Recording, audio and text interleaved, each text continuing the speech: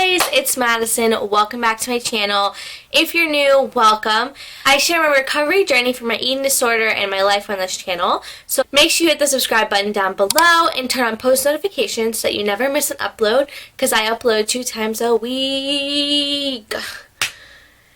Anyway, for this week's video, I've decided to kind of do a recovery update / Q&A. I got a couple questions that I'm going to answer, plus I'm going to just update you guys on some stuff in my recovery and new stuff I'm going to be doing, because I feel like I haven't updated you guys in a while, and so I want to update you guys right now. So the first one I got is, love you so much. Oh, thanks, babe.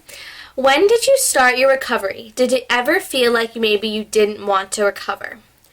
If so, what did you do to keep yourself from fighting? When you started your recovery?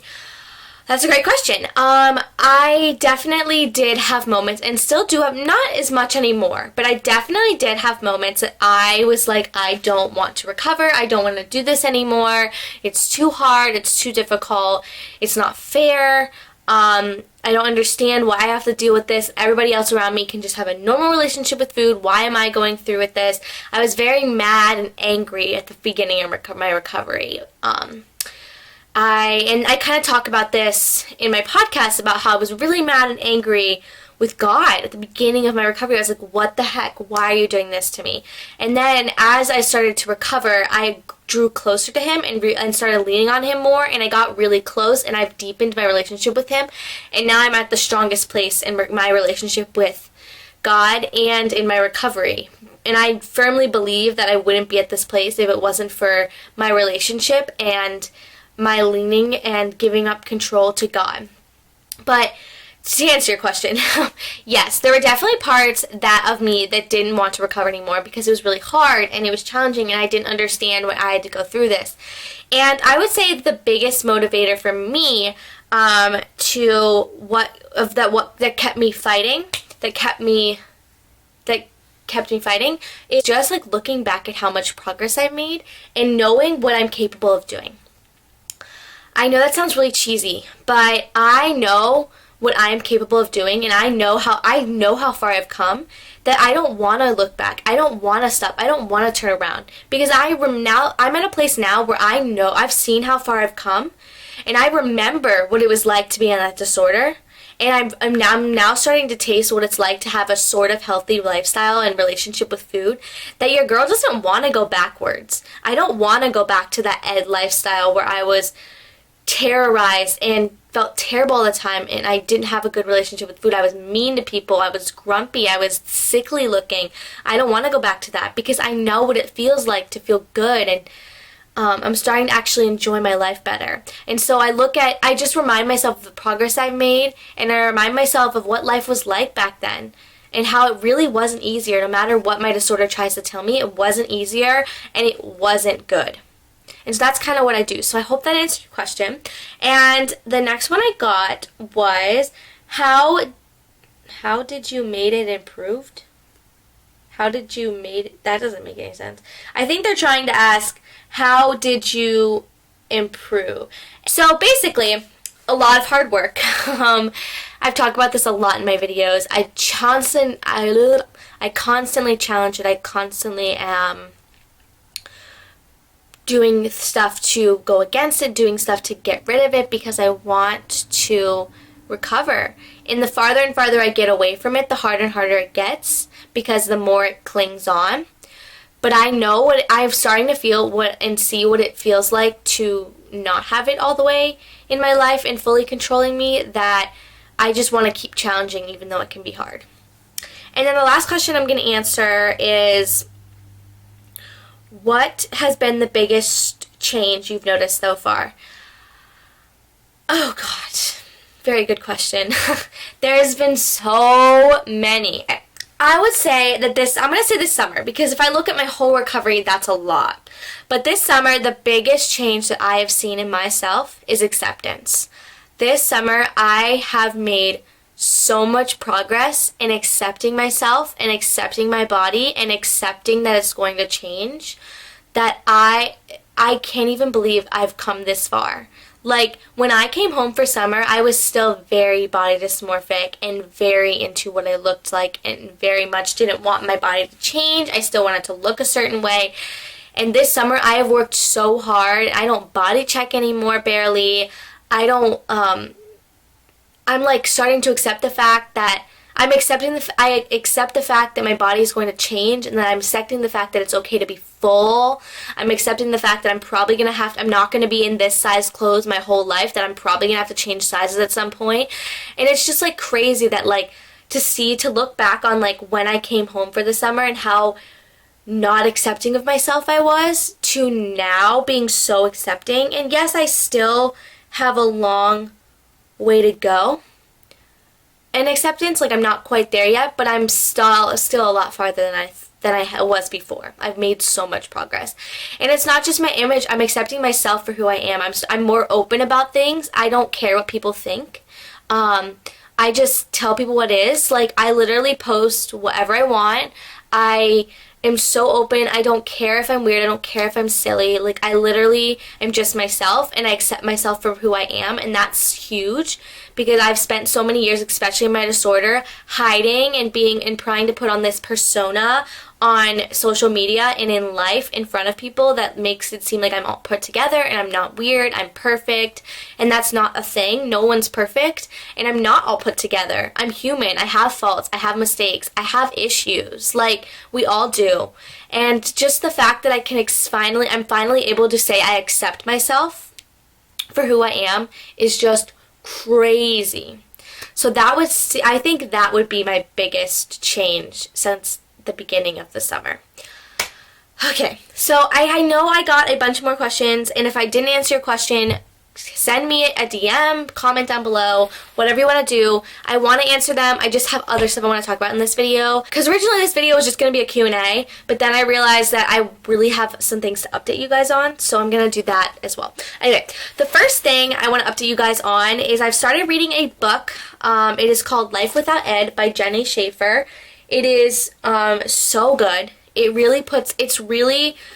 I'm already on part 3. I'm already on page 61. It's really good. It's just another way of seeing how, like, you can get to that place of recovery, because this woman is at that place of recovery, and it's so good. So if you're struggling out there, check out Jenny Schaefer. She also has Goodbye Ed, Hello Me. Check out her books. I'll have them linked down below. They're amazing. The next thing that I have been doing is I have a new meal plan thing. Show you guys, like, me doing the new plan firsthand in a video that I'm going to be posting next week. But yes, I went to my nutritionist appointment, and I have a new plan I have to do. Basically, I have to up what I'm eating, because I'm not eating quite enough. My body needs and wants more food, and I started to notice that my body's hungry after I eat sometimes, and it shouldn't be hungry right after you eat. You should be full after you eat. And so I basically went to my nutritionist, told her everything I was eating, and she basically, we went meal, snack, meal, snack, meal, snack, meal, snack, and she said, this is what I want you to add here, this is what you need there, this is fine, this is fine. So I'm just going to go over that really quickly. So the first thing is breakfast. She said was pretty okay. She would like me to add something like yogurt or fruit or something else. One more thing. She's like, add fruit or yogurt or maybe some eggs, just another thing to add onto your breakfast. And then for my AM and my PM snack, like my morning and afternoon snack, she wants me to double them. So right now, you guys have seen I eat like a Luna bar, peanut butter crackers, I eat yogurt with fruit and granola. She said have 2 of the same thing, or you can add a drink, add a smoothie, a Starbucks drink, another pastry. Basically, she wants me to double them because it's not enough volume for a snack. Because it was when I first started, but now my body's gotten used to it, and I eat it, and I'm still hungry. But the thing is, and the problem with that is I'm not letting myself have more food. And then lunch is I need to make sure I'm consistently having something sweet with lunch, so like a dessert of some sort. And she wants me to really not have, until I'm comfortable with having like things other than a sandwich for lunch. She wants me to not have a sandwich. So basically she doesn't want me to have a sandwich for lunch for a while until I'm comfortable enough to go back to the sandwich and to work it in every once in a while, that I'm not going to fall back and have to have that every day. Because right now I'm at a place where I can't eat anything else but a sandwich. When I go out to lunch, I have to get a sandwich. When I go somewhere, I have to get a sandwich. I can't eat anything else. So like when I made that video challenging lunches and everything a few weeks ago, I challenged my lunches, but I ended up only challenging the sandwiches. Ed got in my head and told me that I was good and didn't need to keep going because I was fine with sandwiches, but in reality I'm not fine. I can only eat sandwiches and that's not life. And so she wants me to challenge that. Dinner was fine, dessert was fine. And then nighttime snack, so that's new. I haven't really done a what I eat in a day since I added that in. A couple weeks ago when we were still on vacation, I FaceTimed her while we were on vacation because I didn't want to miss an appointment, and she had me start adding a nighttime snack in. And so she had me start with like just a handful of M&Ms, something easy, just to break the habit of not eating something late at night. Because the thing is like my body wanted something late at night. Like at like 9, 10 o'clock, my body was hungry again. And I was going to bed hungry, and that's not healthy and not good for your body. You shouldn't go more than 3-4 hours without food, and then overnight you shouldn't go more than a night's sleep without food. Like you should be eating before bed and then eating right when you wake up, unless you can't, because your body's like not, your body like will throw up. But anyway, that's not the point. So I started doing that, and then when I just got back from my appointment today, she wants me to, I'm used to the handful now at this point, and she wants me to break out of the handful, meaning she wants me to have, if I want to have M&M's, she said just pour a bowl with a couple handfuls. Like don't just have a handful. Break it out, make it more. So like you can have stuff like peanut butter toast, cereal, candy bars, cookies, bowl of treats, not handfuls. Like a big bowl of Goldfish, big bowl of M&M's, big bowl of crackers, like chips and salsa, like something like fun, something like that, like more snack size, like from like you have earlier in the day. It's not, the night snacks still won't be quite as big as the AM and morning and afternoon snack, because I'm not to that point yet. But yes, so that is my new plan. The last thing I wanted to show you guys is recently I've been doing the body confidence challenge on Instagram by Mary's Cup of Tea. I'll have her links down below. And on one of the first day was mantras, and thinking of a mantra, writing it down, and putting it somewhere you can always see it so that you don't forget it. And my mantra is, I am beautiful just the way I am. And I wrote it huge. I wrote you are, but it's the same thing because I'm talking to myself. I wrote it huge on a piece of paper and I put it on my mirror. You are beautiful just the way you are. I put it right there. So yeah, guys, that's going to do it for my little recovery update.